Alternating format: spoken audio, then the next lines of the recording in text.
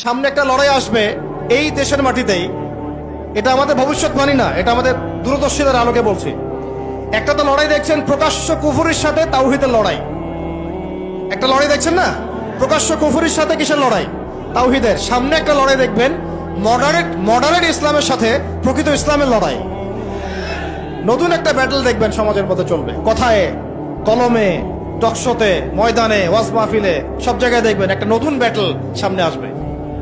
Moderate ইসলাম মানে সুশীল মার্কা ইসলাম, বুঝেন নাই? সুশীল মার্কা পশ্চিমা আদলের এক ইসলাম, পশ্চিমাদের সন্তুষ্টি মানে সাধনকারী ইসলাম, এবং যে ইসলামটাকে ওরা প্রমোট করবে, এর সাথে একটা লড়াই দেখা যাবে যারা নবী মুহাম্মদ সাল্লাল্লাহু আলাইহি ওয়াসাল্লাম এবং সাহাবীদের সেই সিরাতের আদলের ইসলাম মানে। এইটার সাথে একটা কনফ্লিক্ট সামনে দেখবেন, আপনারা দেখে নিয়েন ইনশাআল্লাহ। কারণ আমরা খুব গভীরভাবে অবজার্ভ করছি বিষয়গুলো, যে যারা এতদিন পর্যন্ত সুযোগ সন্ধানী ছিলেন তারা এখন মডারেট ইসলামের দীক্ষায় দীক্ষিত হচ্ছে। এই ইসলাম দিয়ে আল্লাহর জমিনে দিন কায়েম হবে না। ইসলামে আল্লাহর জমিনে দিন কায়েম করতে হলে সাহাবীদের ইসলাম নিয়ে আসতে হবে বাংলার জমিনে। আর সাহাবীদের ইসলাম শুধু আমর বিল মারুফের ইসলাম ছিল না, এখানে নাহি আনিল মুনকারও ছিল। মানে আপনারা হয়তো বোঝেন নাই, মানে শুধু সৎ কাজে আদেশের ইসলাম ছিল না, বরং অসৎ কাজে নিষেধের ইসলামও ছিল। শুধুমাত্র আমরা ভালো ভালো কথা বলবো, অন্যায় নিষেধ করব না, শুধুমাত্র তাবলীগের কথা বলবো, আল্লাহর জমিনে দিন কায়েমের কথা বলবো না, প্রয়োজনে আমরা জুলুমের বিরুদ্ধে দাঁড়িয়ে যাব না, জালেমের বিরুদ্ধে প্রতিবাদ করব না, এইরকম ইসলাম, এইরকম মানহাজ দিয়ে আপনি বাংলাদেশের জমিনে দিন কায়েম করতে পারবেন। এখন কথা হচ্ছে, আমি অনেক গভীরে চলে যাচ্ছি।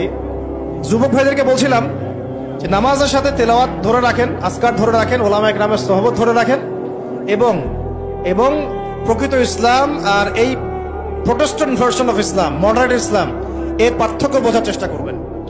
ইসলাম শিখবেন আল্লাহ, তার রাসূল এবং সাহাবীদের কাছ থেকে। ইসলাম আমাকে পশ্চিমাদের কাছ থেকে শিখতে হবে না, ভারতের কাছ থেকে শিখতে হবে না, এই সুশীলদের কাছ থেকে শিখতে হবে না, এই মুনাফিক মার্কা বুদ্ধিজীবীদের কাছ থেকে শিখতে হবে না। ইসলাম শিখবো কোত্থেকে? সাহাবীদের কাছ থেকে। কাদের কাছ থেকে? এবং সিরাত থেকে আমি দলিল নিব। কোত্থেকে দলিল নিব? সিরাত থেকে, কোরআন থেকে এবং সুন্নাহ থেকে আমি দলিল নিব। আমি পশ্চিমাদের থেকে দলিল নিব না। একটা বিষয়ে স্পষ্ট মনে রাখবেন, ওরা যে ইসলামটাকে প্রমোট করবে নিঃসন্দেহে সেই ইসলামের মধ্যে আব্দুল্লাহ বিন উবাইয়ের একটা মানহাজ থাকবে। ওদের ইসলামের সাথে আব্দুল্লাহ বিন উবাইয়ের মানহাজ জড়িত থাকবে। খবরদার এই ট্র্যাপে পা দিবেন না, আল্লাহ পাক আপনাদেরকে হেফাজত করেন, আমিন। এরপরে আসেন যে পয়েন্টটা নিয়ে আমি এদিকে চলে আসছি, যে আমাদের সমাজের এই সংকটগুলা, যে বড় বড় লেভেলের সংকটগুলো, এগুলোকে যদি আমরা দূর করতে চাই, তাহলে আল্লাহর কসম করে বলছি, রাষ্ট্র ব্যবস্থায় পরিপূর্ণ ইসলাম কায়েম না হওয়া পর্যন্ত আমরা পরিপূর্ণ স্বাধীনতা অর্জন করতে পারবো না। এটা একদম নিজের মধ্যে সূরা ফাতিহার মতো মুখস্থ করে নেন। যতই আমরা জনবল দেখাই না কেন, যত মাহফিল করেন, যত প্যান্ডেল নিয়ে আসেন, হ্যাঁ, যত আপনি স্লোগান দেন, আরো তো অনেক কিছু করছি আমরা, ঠিক আছে, কাজ তো ভালো, আলহামদুলিল্লাহ, কোনো সমস্যা নাই। বাট এই কাজগুলো ভাটা পড়ে যাবে যদি উপরের লেভেলে ইসলামকে নিতে না পারি আমরা। এমনকি মসজিদের মধ্যেও আমরা স্বাধীন থাকতে পারবো না যদি আমরা রাষ্ট্র ব্যবস্থা ইসলামকে নিতে না পারি। গত 10 বছর দেখেন নাই, জুমার খুতবা কি দেওয়া হবে সেটার উপরে চাপ প্রয়োগ করা হয়েছে। ওয়াজ মাহফিলে কি বলবেন, কি বলতে পারবেন না, তার উপরে আপনাকে নজরদারি করা হয়েছে। আমরা তো এমন একটা হালতে ছিলাম যে বাসায় ঘুমালেও বাসার বাইরে ওই গোয়েন্দা সংস্থার লোকজন বসে থাকত। কোথায় যায়, কি করে, কার সাথে ফোনে কথা বলে, কে তাকে কল দেয়, যে কল দিল তার সাথে এর কি সম্পর্ক। আমাদেরকে কল দিলে তো মানুষই বিপদে পড়তো, আর কি, কল দিয়ে তারাই বিপদে পড়তো। কার সাথে দেখা করে, কে বাসায় আসতেছে, কে যাচ্ছে। এই যে একটা, মনে আছে দাজ্জাল যে দ্বীপে বন্দী আছে, একটা হাদিস আছে না, একটা যে তামিম দারি রাদিয়াল্লাহু আনহু হাদিস, প্রথমে একটা প্রাণীর সাথে দেখা হয়, সেই প্রাণী জিজ্ঞাসা করে যে তোমরা কোথা থেকে আসছো, মনে আছে হাদিসটা? তো ওই প্রাণী নিজের পরিচয় দিয়েছিল কি, যে আমি জাসাস, আমি কি জাসাস, আমি কি জাসাস, আমি হচ্ছে গোয়েন্দা। জানি না এই হাদিসের আসলে তাওয়িল এখন আমার জানা নাই, আল্লাহ ভালো জানেন, আমি এখনো শিখছি। কিন্তু এখন খেয়াল করে দেখেন, পুরা যে সভ্যতাটা চলছে, এরা যেভাবে তাওহীদপন্থী মুসলিমদেরকে এইভাবে গোয়েন্দা সংস্থাদের আওতায় নিয়ে আসছে, উঠতে বসতে চলতে ফিরতে তারা আপনাকে নজরদারির মধ্যে রাখতেছে। ঠিক দাজ্জালের ওই জাসাসার মতো, ঠিক দাজ্জালের জাসাসার মতো। আল্লাহ, যাই হোক, কথা হচ্ছে যে আপনি আমি মসজিদেও স্বাধীন থাকতে পারবো না যদি আমরা উপরের লেভেলের ইসলামকে নিতে না পারি, শক্তিশালী হতে না পারি। এই যে একটু আগে বললাম সুদের কথা, আপনি সুদ ভিত্তিক অর্থ ব্যবস্থাকে বন্ধ করা তো দূরের কথা, বন্ধ করা বহু দূরের কথা, এখানে সংস্কার আনতে পারবেন না যদি আপনি রাষ্ট্র ক্ষমতা ইসলামকে নিতে না পারেন। শিক্ষার কথা বলি, দুটো লাইন বলি। শিক্ষার যা দুরবস্থা চলছে, এই দুরবস্থায় উচিত ছিল দেখেন প্রাইমারি স্কুলেই আমাদের বাচ্চারা কোরআন তেলাওয়াত শিখে যাবে। আপনি লক্ষ লক্ষ প্রাইমারি স্কুলের বাচ্চাদেরকে একটা জায়গায় বসান, তাদের মধ্যে 90% কোরআন তেলাওয়াত করতে পারে না। হাই স্কুলের বাচ্চারা পারে না, কলেজের বাচ্চারা পারে না, ইউনিভার্সিটির ছেলেরা পারে না, অনার্স মাস্টার্সের ছেলেরাও পারে না। তাদেরকে যারা শিক্ষা দেয় শিক্ষক মন্ডলী, তারাও 80% কোরআন তেলাওয়াত করতে পারে না। একটা দেশের শিক্ষা কমিশন কোরআন তেলাওয়াত করতে পারে না, একটা দেশের এমপি মন্ত্রী আমলারা কোরআন তেলাওয়াত করতে পারে না। ইল্লা মাশাআল্লাহ, ইল্লা মাশাআল্লাহ, যারা শিখেছে তারা কিন্তু রাষ্ট্রীয় শিক্ষানীতির মধ্যে, সিলেবাসের মধ্যে শিখে নাই, তারা শিখেছে কোন ওস্তাদের কাছে, ভাই কোনো বক্তব্য না হলে মাদ্রাসায়। তাহলে একটা মুসলিম প্রধান রাষ্ট্রে শিক্ষা ব্যবস্থার মধ্যে কোরআন বাধ্যতামূলক নাই। তাহলে আমরা শিক্ষার মধ্যে কোরআনের ইসলামের কি দ্বৈনতা বুঝতে অসুবিধা আছে? এই সংকট কিভাবে দূর করবেন যদি আপনি ইসলামকে রাষ্ট্র ব্যবস্থায় না নেন? দাবি করলাম, আন্দোলন করলাম, মানববন্ধন করলাম, আপনাদের কি মনে হয় তারা চেঞ্জ করে দিবে? কখনোই করবে না।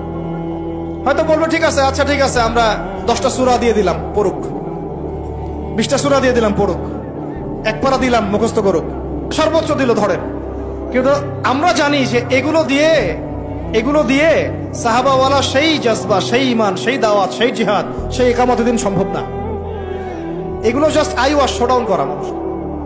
জ্ঞান, ইসলামের জ্ঞান যে এত গভীর, মানে আমরা এখন যেটা অনুভব করি যে আমরা এই সাগরের কিনারায় দাঁড়িয়ে আছি, এখনো সাগরে নামা তো দূরের কথা, আমরা পাও ভিজাইনি এখন। এটা হলো দ্বীন ইসলামের জ্ঞানের গভীরতা।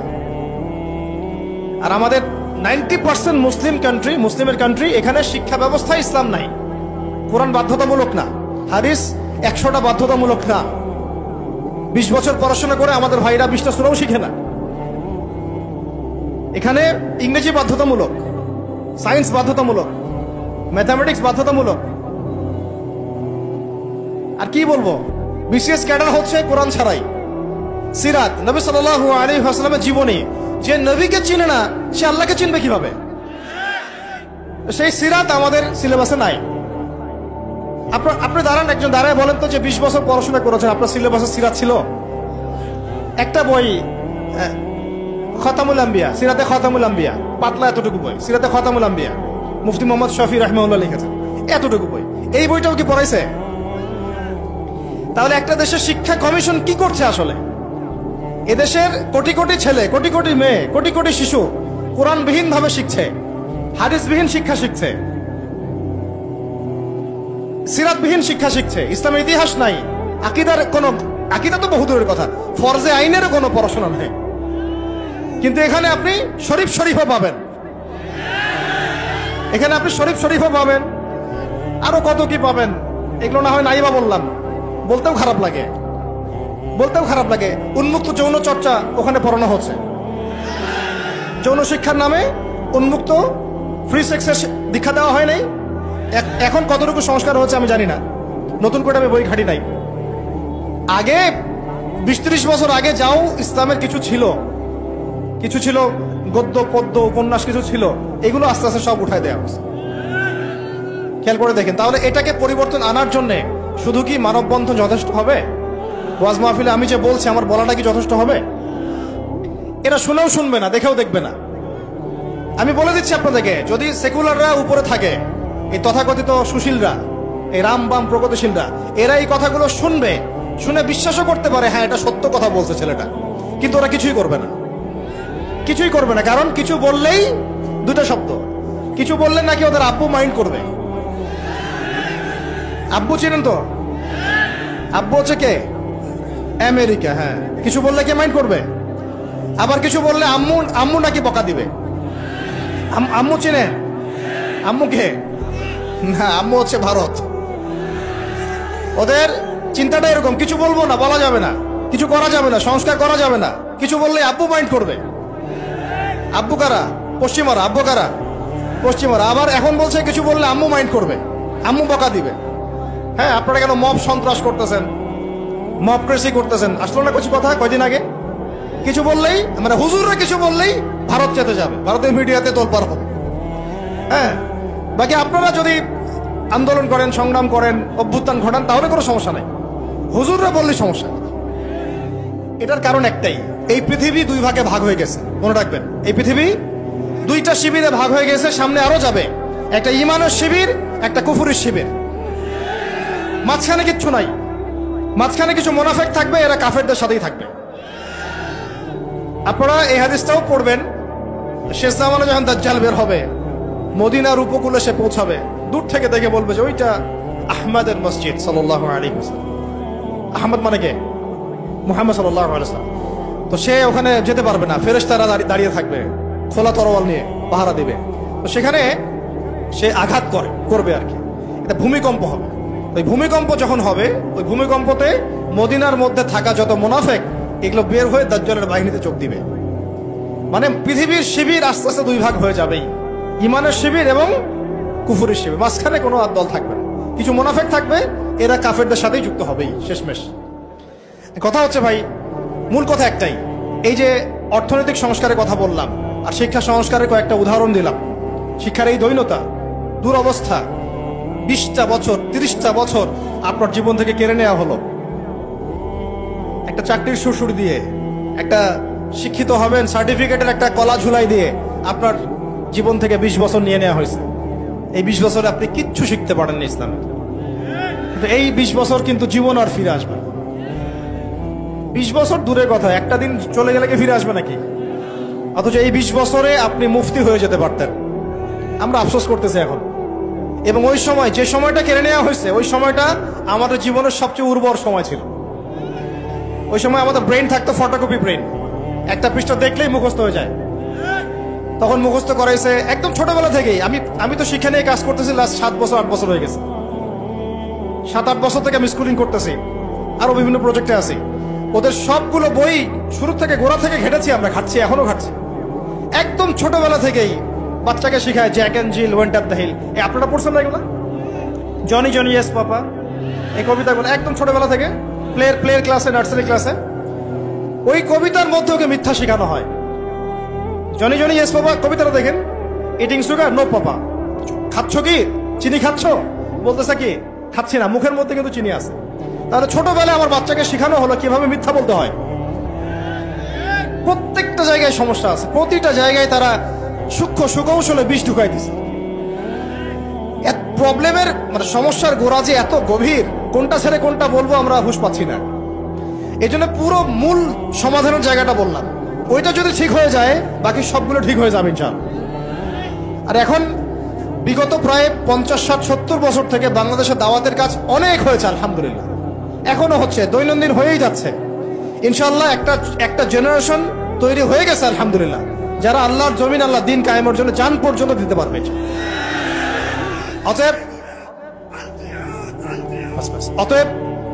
অতএব যেহেতু মুরব্বী কেরাম আছেন আমাদের মাথার উপরে এবং আমাদের মধ্যে এই চেতনা আছে, আমরা দাওয়াত পেয়েছি, কবুল করেছি, সত্য মিথ্যা চিনতে শিখেছি, বুঝতে শিখেছি, এখন আমার মনে হয় এটাই সবচেয়ে উত্তম সময় বাংলাদেশের জন্য ইসলামকে রাষ্ট্র পর্যায়ে নিয়ে যাওয়ার।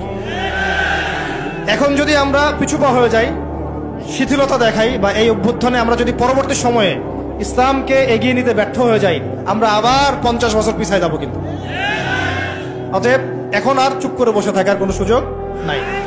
এখন প্রশ্ন আসবে যে এইটা কি রাতারাতি আপনার ঘরে চলে আসবে নাকি অর্জন করতে হয়? এটা কিন্তু রাতারাতি ঘরে আসবে না, এটা অর্জন করে ছিনিয়ে নেওয়ার বিষয়। বিষয়টা হচ্ছে সিরাত থেকে আপনি পড়েন, মক্কা থেকে আমরা যে বের হয়ে গেলাম, মদিনায় চলে গেলাম, মদিনা রাষ্ট্র কায়েম হলো, পরে 8 বছরের মধ্যে আমরা মক্কা জয় করেছি। কত বছর? এটা কি রাতারাতি হয়েছে না আমাদেরকে এর জন্য সংগ্রাম করতে হয়েছে, দাওয়াত দিতে হয়েছে, তাবলীগ করতে হয়েছে এবং জিহাদও করতে হয়েছে, সবকিছুকে একসাথে করতে হয়েছে। তারপরে 8 বছরের ব্যবধানে আমরা আবার মক্কা জয় করেছি। ঠিক একইভাবে যদি আমরা আমাদের অঞ্চলের কথা চিন্তা করি, এই অঞ্চলেও রাষ্ট্র ক্ষমতা ইসলাম রাতারাতি কি হবে না, কায়েম হবে না। আমাদেরকে আমাদের জায়গা থেকে কাজ করতে হবে। তো কাজ কি শুধু তারাই করবেন যারা ইসলামিক রাজনীতি করেন তারাই, না আপনাদেরও কোনো কাজ আছে নাকি প্রত্যেকটা মুসলিমের ভূমিকা রাখার সুযোগ আছে? কোনটা? আচ্ছা, আমার আপনার উপর কোনো দায়িত্ব নাই? এই সব দায়িত্ব কি ওলামায়ে কেরামদের? কিছু হলে তো অনলাইনে আপনারা খুব গালাগালি করেন, দেখি আমি মাঝে মাঝে, আলেম ওলামারা কি করে, আলেম ওলামারা কি করে, আলেম ওলামারা কি করছে, আলেম ওলামারা নাই কেন, এই শুনে উনি কেন কথা বলে না, উনি কেন করে না। তো সবকিছু কি ওলামায়ে কেরামের কাছে চাপিয়ে দিচ্ছেন আপনারা? তারা কি এই উম্মার নবী? ওয়ারাসাতুল আম্বিয়া, কিন্তু নবী কি? তাদের উপর দিয়ে যা গিয়েছে বিগত 10-15 বছর, এটা কি আপনাদের কল্পনা তো আসবে? কল্পনা করতে পারেন যে একটা ছোট্ট ঘরের মধ্যে একটা মানুষ 3 বছর, 4 বছর, 5 বছর, 7 বছর, 8 বছর এইভাবেই কাটাচ্ছে, দিনের পর দিন, রাতের পর রাত, দিনের পর দিন, রাতের পর রাত। 3টা দিন থাকা যাবে ওখানে? সম্ভব? 3 ঘন্টা থাকা যায়? তার ওলামায়ে কেরামদের উপরে কি গিয়েছে এটা তো আপনাদের বোঝা উচিত। কেন ওলামায়ে কেরামগণ উম্মাকে বাঁচানোর স্বার্থে মাঝে মাঝে প্রজ্ঞার পরিচয় দিয়েছেন, দাওয়াতের মেহনত চালু রেখেছেন। কিছু কিছু বিষয়ে তারা কি করেছিলেন, কৌশল অবলম্বন করে উম্মাকে অন্তত ইসলামের দাওয়াতটা অব্যাহত রেখেছিলেন, এই চিন্তা করে যে অন্তত আমরা টিকে থাকি মাঠের মধ্যে, মাঠটা ধরে রাখি। অন্তত যদি আমরা সব একটা একটা করে নাই হয়ে যাই, তাহলে তো জাতিকে দাওয়াত দেওয়ার, তাবলীগ করার, নসিহত করার কেউ থাকবে না। এটা তো একটা ছিল ডিপ্লোমেসি, প্রজ্ঞা। এখনকার সময় আর ওই সময় তো এক না। কথা হচ্ছে আমাদের প্রত্যেকের উপরে ভাই দায়িত্ব বর্তাবে। এখনো বহু ওলামায়ে কেরামের কাঁধে 5টা, 10টা, 20টা করে মামলা আছে। আর কি শুনবেন, বহু ওলামায়ে কেরামের মানে আত্মীয় স্বজন মামলা মোকদ্দমা শিকার। একটা মামলা লড়ার মতো টাকাও তাদের কাছে নাই। জমি জমা, বাড়ি ভিটা বিক্রি করে দিয়ে তাদেরকে এগুলো লড়তে হচ্ছে, এখনো লড়তে হচ্ছে। দেশে অনেক কিছু হচ্ছে অভ্যুত্থানের পরে, ওলামায়ে কেরামদের কিন্তু প্রতি সুদৃষ্টি এখন পর্যন্ত আসে নাই। আমাদের প্রতি সুদৃষ্টি কিন্তু এখনো তারা দেন নাই। এখনো আপনারা আমাদেরকে মানে বাংলাদেশের কি মনে করেন, বাংলাদেশের উচ্ছিষ্ট অংশ মনে করেন নাকি? বোঝা মনে করেন না? মনে রাখবেন, বাংলাদেশের তাকদীর ইনশাআল্লাহ তাআলা আল্লাহ রাব্বুল আলামিন আলেম ওলামাদের হাতেই রাখবেন ইনশাআল্লাহ। এটা আবেগের কথা নয়। হ্যাঁ, এটা সত্য। এটা সত্য যে আমরা বিগত প্রায় হয়তো 30-40-50 বছরে রাষ্ট্র ব্যবস্থায় ইসলামকে নিয়ে যাওয়ার জন্য যে রাজনৈতিক মুভমেন্টগুলো, এগুলোতে সবাই একসাথে নামতে পারে নাই। এটা হয়তো সত্য কথা। কেন পারি নাই, কি সমস্যা ছিল, এগুলো আর আলোচনা করার দরকার নাই। এখন আলোচনা করার দরকার হচ্ছে এই যে এখন থেকে আমরা যেন এই পদক্ষেপে সবাই সামনের দিকে আগাই ইনশাআল্লাহ। এটা এখন ইবাদত মনে করে করতে হবে। কি মনে করে? ইবাদত মনে করে করতে হবে, এবং নিজেদের মধ্যে আপোষের দ্বন্দ্ব কলহগুলো মিটিয়ে ফেলতে হবে। তবে একটা বিষয় আগে স্পষ্ট করে দিতে হবে যে আহলে সুন্নাহ ওয়াল জামাআর আকীদার সাথে কিন্তু কোনো আপোষ করা যাবে না। আহলে সুন্নাহ ওয়াল জামাআর আকীদা বহির্ভূত কোনো ঐক্য কিন্তু আমাদের আবার উপকার করতে পারবে না। এটাও বোঝার ব্যাপার আছে। আহলে সুন্নাহ ওয়াল জামাআর সাথে যাদের আকীদাগত মিল আছে, তাদের সাথে ঐক্য করতে আমাদের কোনো সমস্যা নাই। কিন্তু যারা এই আকীদা এবং মানহাজ বিবর্জিত চিন্তা চেতনা লালন করেন, তাদের সাথে ঐক্য হতে পারে ডিপ্লোম্যাটিক, কিন্তু মানহাজগত ঐক্য কখনোই সম্ভব না। এটা আমাদের আগে স্পষ্ট করে দিতে হবে। আল্লাহ পাক আমাদের বোঝার তৌফিক দান করেন। এখন আমাদের কিছু করা আছে কিনা ভাই? আমি সবার আগে আবার বলতেছি, আমাদের সবার প্রথম কাজ হচ্ছে 5 ওয়াক্ত নামাজ পড়া। বেনামাজিদেরকে দিয়ে কি নাই, দিন কায়েমের কোনো মুভমেন্ট, খেদমত নাই। শোনেন, দিন কায়েম তো করেছেন আবু বকর রাদিয়াল্লাহু আনহু, ওমর, ওসমান, আলী রাদিয়াল্লাহু আনহুম আজমাইন, সাহাবায়ে কেরাম। আমরা যদি এই যুগের আবু বকর, ওমর, ওসমান, আলী না হতে পারি, এই যুগের, তাহলে আমাদের দ্বারাও দিন কায়েম হবে না। বুঝতে পারছি কথা? তাই সবার আগে সালাতের সবক আমি বারবার দিচ্ছি। এরপরে বললাম যে কোরআন অবশ্যই পড়তে হবে, জিকির করবেন বেশি বেশি, উলামায়ে কেরামের সোহবতে থাকবেন, এবং মাথার উপরে মুরব্বী আলেম রাখবেন। আল্লাহ পাক তৌফিক দান করেন। এরপরে আমি বলছিলাম যে অবশ্যই রিজিক হালাল হয়ে যেতে হবে, পরিবারের আদর্শগুলো ইসলামিক হয়ে যেতে হবে, সন্তানদেরকে আল্লাহর জন্য মানুষ করতে হবে মুজাহিদ হিসেবে। সৎ কাজে আদেশ সবাইকে করতে হবে, অসৎ কাজে নিষেধও সবাইকে করতে হবে। পাশাপাশি নিজেদের জান মাল সময় শ্রম দিয়ে আল্লাহর জমিনে দিন কায়েমের জন্য এই ইসলামিক রাজনৈতিক মুভমেন্টগুলোর সাথে থাকতে হবে।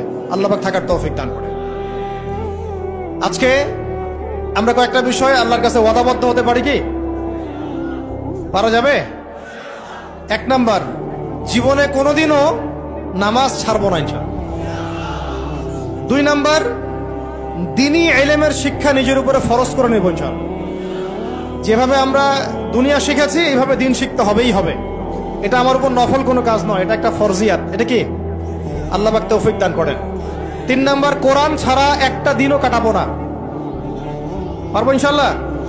কোরআনুল কারীম ছাড়া একটা দিনও কাটাবো না ইনশাআল্লাহ। 4 নাম্বার, আল্লাহর জিকিরে জবানকে সিক্ত রাখবো ইনশাআল্লাহ। 5 নাম্বার, মাথার উপরে একজন বরেণ্য আলেম রাখবো, অন্তত একজন। অন্তত কয়জন? কারো মাথার উপরে 100 জন থাকতে পারেন, কোনো সমস্যা নেই। অন্তত একজন মুরব্বী আলেমের পরামর্শে চলবেন, একা একা চলবেন না।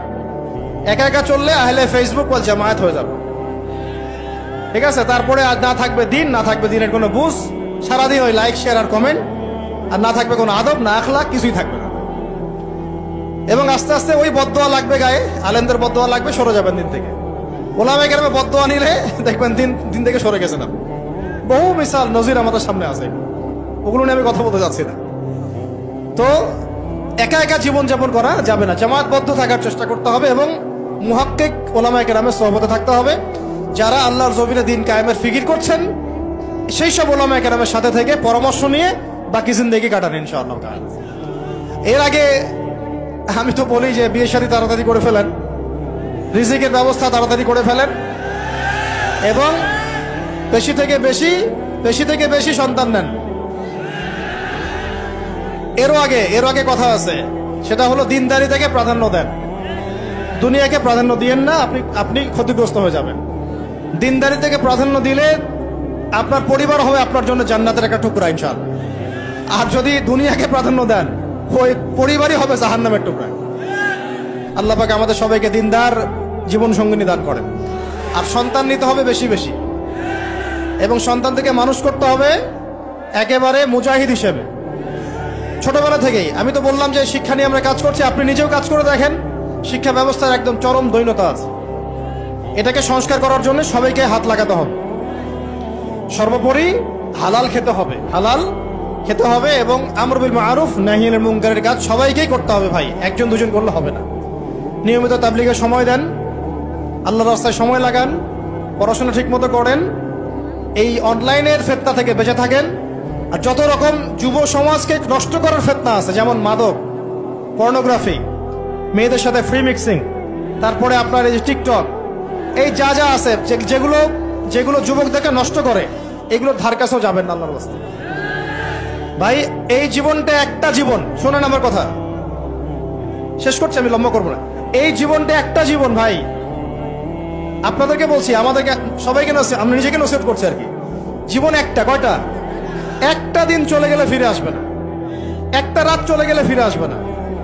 আমরা যদি একবার কবরে চলে যাই ফিরে আসতে পারবো না। যা করার এই জীবনে করতে হবে।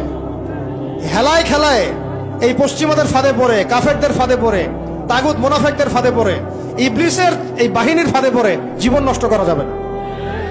জীবনে যা করেছি তওবা করে ফিরে আসবো, যা করেছি কি করব? তওবা করে ফিরে আসবো। বাকি জিন্দেগি আল্লাহর জন্য কাটিয়ে দেব ইনশাআল্লাহ। বাকি জিন্দেগির প্রতিটা দিন রাত, ওঠা বসা, চলাফেরা শুধুমাত্র একজন ব্যক্তিকে অনুসরণ করবো আমরা ইনশাআল্লাহ। তার নাম কি? মুহাম্মদ রাসূলুল্লাহ সাল্লাল্লাহু আলাইহি ওয়াসাল্লাম এবং তার সাহাবীদেরকে অবশ্যই। এছাড়া আমাদের সামনে আর কিচ্ছু নাই, আর কোনো রাস্তাও খোলা নাই। আমাদেরকে বুঝতে হবে আল্লাহ পাক এই দুনিয়াতে আমাদেরকে তার ইবাদত করার জন্য পাঠিয়েছেন। আল্লাহ পাক দেখতে চান আমলে কেউ আহসান, আল্লাহ পাক দেখতে চান আইয়ুকুম আহসানু আমালা। আল্লাহ পাক সাফল্য বলতে তাই বুঝিয়েছেন, ফামান যুহজিহা আনিন নার ওয়া উদখিলাল জান্নাতা ফাকাদ ফাজ। ওইটাই সাফল্য, দুনিয়ার সাফল্য চিরস্থায়ী নয়। আল্লাহ পাক আমাদের তরুণ ভাইদেরকে কবুল করেন, আমিন। নিজেদের জান মাল সময় শ্রম ব্যয় করে উজাড় করে আল্লাহর জমিনে দিন কায়েমের মেহনতে আমরা আত্মনিয়োগ করবো ইনশাআল্লাহ। আর শুরুতে আমি বলছি না যে আপনি শুরুতেই রাস্তায় নেমে আসেন, নিজের আত্মসংস্কার করেন, নিজের নফসের সংস্কার করেন, পড়াশোনা ঠিক করে ফেলেন, আমল ঠিক করে ফেলেন, ওলামায়ে কেরামের সোহবতে চলে আসেন এবং তাদের সাথে মশওয়ারা করে পরবর্তী পদক্ষেপ নেওয়ার চেষ্টা করেন। এক কথা, জমিন আল্লাহর, দিন হবে, দিন আল্লাহর, জমিন হবে কার? এই দিন আল্লাহর, জমিন আল্লাহর, বিধান চলবে কার? বাস আল্লাহর জমিনে আল্লাহর বিধান প্রতিষ্ঠার জন্য আমাদের সবাইকে আত্মনিয়োগ করার তৌফিক আল্লাহ পাক দান করেন, আমিন। আল্লাহ পাক আমাদের সবাইকে পরিপূর্ণ নামাজি হয়ে যাওয়ার তৌফিক দান করেন, শরিয়া বোঝার তৌফিক দান করেন, শরিয়ার বিধানগুলো বাস্তবায়ন করার তৌফিক দান করেন। আল্লাহ পাক ইসলামকে রাজনৈতিক ক্ষমতায় নিয়ে যাওয়ার তৌফিক দান করেন। আল্লাহ পাক আল্লাহর জমিনে আল্লাহর বিধানগুলো কায়েম করে ফেলার তৌফিক দান করেন।